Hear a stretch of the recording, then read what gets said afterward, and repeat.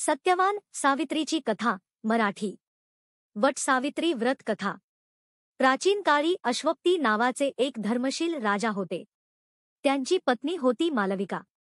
त्यांच्या अनेक वर्षांच्या तपश्चर्येनंतर त्यांना एक कन्या झाली, सावित्री. ती अत्यंत सुंदर, बुद्धिमान व धर्मनिष्ठ होती. सावित्रीने सत्यवान नावाच्या राजकुमाराची मनोमन पसंती केली. परंतु नारद मुनींनी राजाला सांगितले की सत्यवान अतिशय सद्गुणी असला तरी त्याचे आयुष्य केवळ 1 वर्षाचे उरले आहे.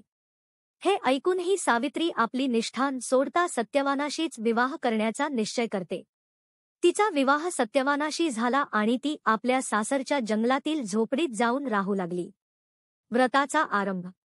सावित्रीने सत्यवानाच्या मृत्यूच्या दिवसाची माहिती घेतली आणि त्या दिवशी तिने उपवास करून यमराज येईपर्यंत कठोर व्रताचे पालन केले. त्या दिवशी सत्यवान झाडासाठी लाकूड कापायला गेला तेव्हा त्याच्या डोक्यात दुखू लागले आणि तो सावित्रीच्या मांडीवर कोसळला. काही वेळात यमराज सत्यवानाचे प्राण घेण्यासाठी आले. सावित्रीचा यमराजाशी संवाद. सावित्री यमराजाच्या मागे जाऊ लागली. यमराजांनी तिला परत जाण्यास सांगितले, पण तिच्या भक्ती आणि निष्ठेने प्रभावित होऊन त्यांनी तिला 3 वर देण्यास सांगितले. 1. तिच्या सासरे-सासूबाईंचे राज्य आणि दृष्टी परत मिळावी. 2. तिच्या वंशाचा विस्तार व्हावा. 3. तिला सौभाग्यवती राहू द्यावे. हे वर तिने युक्तीने मागितले आणि यमराज अडले, कारण वंशविस्तार आणि सौभाग्यवती होण्यासाठी सत्यवान जिवंत असणे आवश्यक होते.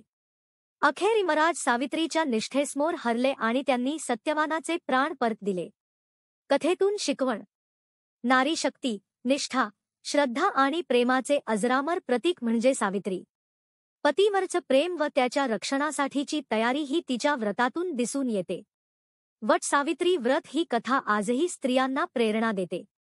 वट सावित्री व्रत कथा वाचल्याचे पुण्य मिळते आणि सौभाग्य लाभते.